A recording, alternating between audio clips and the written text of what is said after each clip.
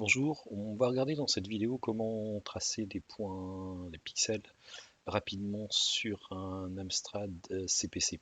Alors, on va comparer les performances qu'on peut avoir en BASIC, en Pascal et en assembleur.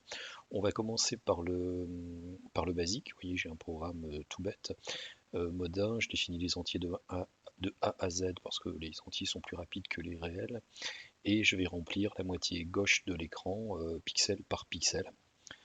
J'y vais, je lance le programme, vous voyez que ça commence à écrire. Bien évidemment, si on veut remplir une surface rectangulaire telle que celle-là, afficher les pixels un à un, c'est vraiment une très très mauvaise idée. Mais bon, là, ce qu'on veut voir, ce qu'on veut comparer, c'est la vitesse d'écriture des pixels.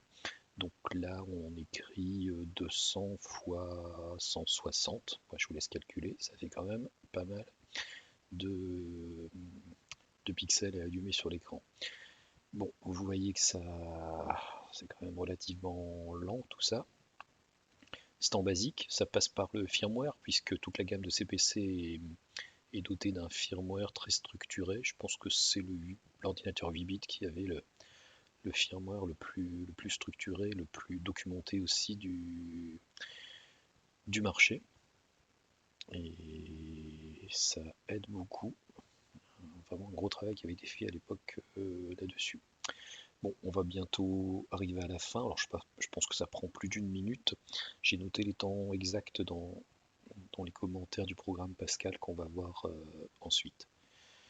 Voilà pour cette première version, donc qui est full basique. On va passer en CPM. Donc on est, je voulais le dire, hein, on est sur l'émulateur à vitesse normale. Je pense que j'ai quand même activé les accès disques sont un peu plus rapides là que sur un vrai CPC. On va donc sur le disque B. J'ai créé un programme qui s'appelle test qu'on va lancer. Vous allez voir ce que fait ce programme.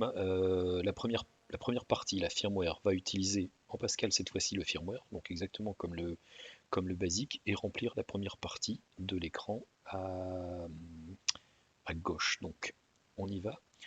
Vous voyez que c'est en train de se remplir. Bon, on voit clairement que c'est plus rapide que du basique, mais c'est pas.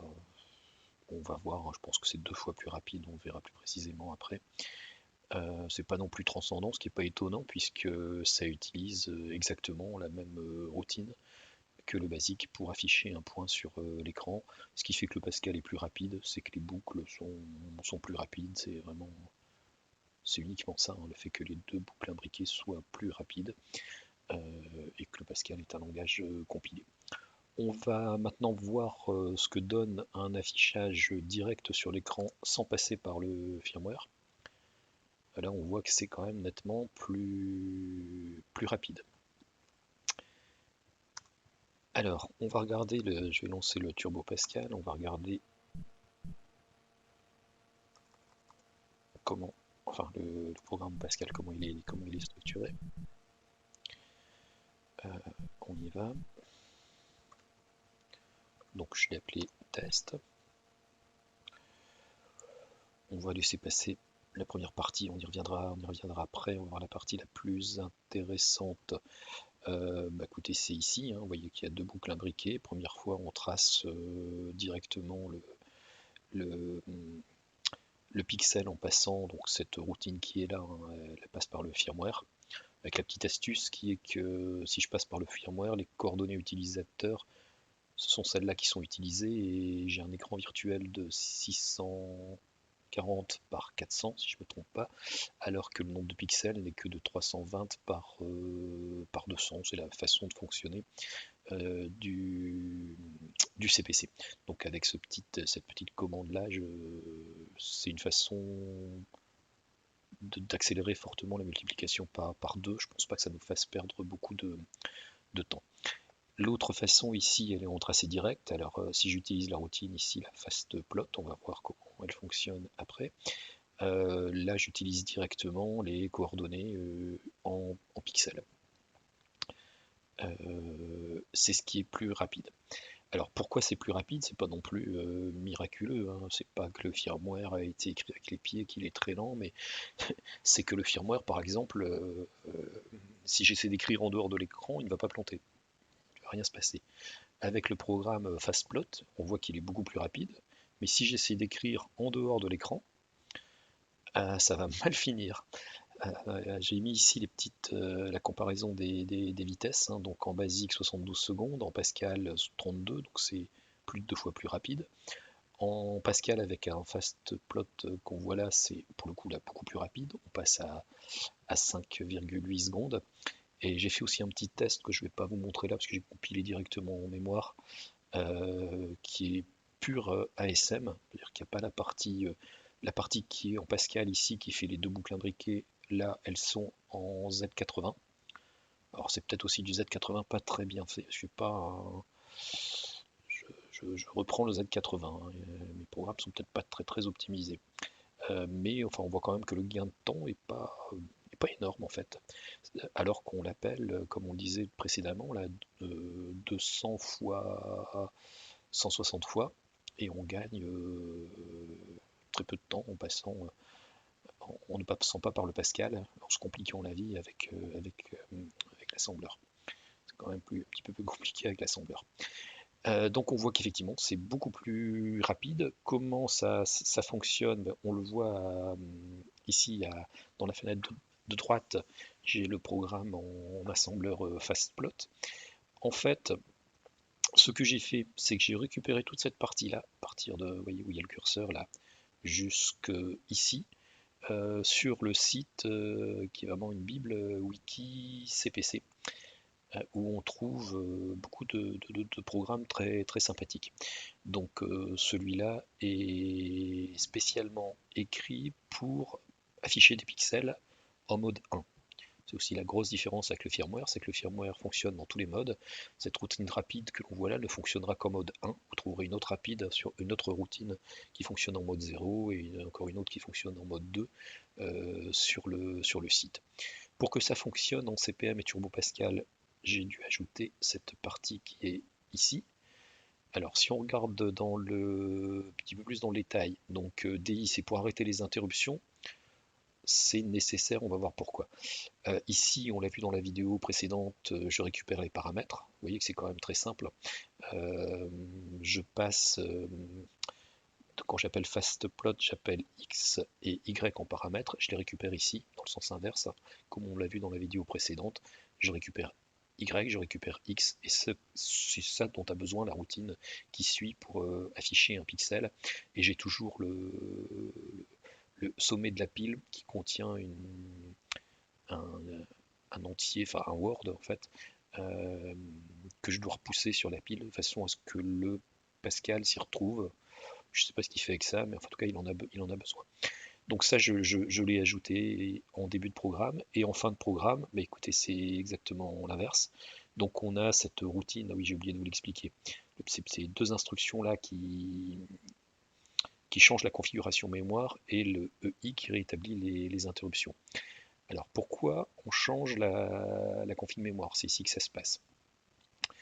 J'avais expliqué dans une autre vidéo que quand on veut utiliser de l'assembleur en CPM et en Turbo Pascal, il faut préciser qu'on souhaite utiliser la configuration mémoire C2. Or, on a un souci, c'est que la configuration mémoire C2, enfin, je vais le dire différemment, l'écran, en fait, la mémoire d'écran n'est pas accessible dans la configuration mémoire C2. Elle est dans la configuration mémoire C1. Donc ici, on est obligé de changer la configuration mémoire, ce qui est très rapide d'ailleurs, ça prend quasiment pas de temps, hein. Il n'y a aucune copie de mémoire de quoi que ce soit, hein. C'est juste que les blocs de 16K de mémoire sont organisés différemment. Et le côté qui est intéressant, c'est que la config mémoire C1 et la config mémoire C2, elles partagent les 16 kilooctets en haut de la mémoire. Ces 16 kilooctets là sont communs à ces deux organisations mémoire. Ce qui fait que mon programme ici, que j'ai compilé en haut de la mémoire, lorsqu'on va changer ici la configuration, il restera accessible. Et ça c'est fondamental, sinon c'est plantage assuré. C'est un petit peu comme si vous sciez la branche à laquelle vous êtes assis. Donc si vous changez, vous pouvez jamais changer de configuration mémoire dans un programme qui est dans une configuration mémoire qui va disparaître quand on va la changer. Bref, peut-être pas très clair, mais voilà, vous pouvez regarder un petit peu la doc, c'est aussi très bien expliqué. Le reste, voilà, je vous l'expliquerai pas parce que je l'ai copié, collé sans essayer trop de comprendre, mais je vais quand même regarder de plus près parce que c'est probablement intéressant et la configuration mémoire du CPC est un peu tordue quand même, hein. Évidemment, si on veut que ça fonctionne bien, ici c'est le début du programme qu'on a passé vite fait. Bon, ça, on a l'habitude, hein, c'est les choses classiques, le firmware. Alors, pour le coup, là, ça ne fonctionnera pas en CPM 2.2 de cette façon-là, puisqu'en CPM 2.2, la configuration mémoire est complètement différente du CPM 3 et la mémoire vidéo est dans les mêmes banques mémoire que où va tourner le Turbo Pascal. Pour ça qu'il y a beaucoup moins de mémoire d'ailleurs. Ici, il y a la petite... Oui, ça j'aurais pu l'enlever, ça sert à rien. Ça, c'était parce que j'ai récupéré les choses que j'avais fait pour le jeu de la vie. Donc ma routine fastplot, il faut lui dire voilà à quelle adresse elle se trouve. Et là, c'est ma petite procédure qui va lire les fichiers binaires, puisqu'il y a un fichier qui contient le code binaire. Et ensuite, ben, on a tout ce que l'on a vu là. Et avec des temps de réponse, bah, voyez, qui sont vraiment très intéressants. Avec le fastplot, c'est nettement plus rapide. Ça a des inconvénients par contre, c'est que bah, y a risque de plantage si j'écris en dehors de l'écran. Et donc, eh ben, écoutez, c'est le rôle du programmeur de savoir ce qu'il fait. Donc, je pense que c'est vraiment intéressant dans le cas où on a besoin de choses très rapides. Sinon, le firmware, il est très bien, il est sécure, il ne va pas planter la machine. Quand on peut l'utiliser, que c'est suffisamment rapide, utilisons-le, c'est mieux. Mais si vraiment on est un petit peu, on a vraiment besoin de vitesse, écrire directement sur l'écran nous permet quand même d'avoir un gain de 5 à 6 fois en termes d'efficacité. Voilà, et bien écoutez, à bientôt.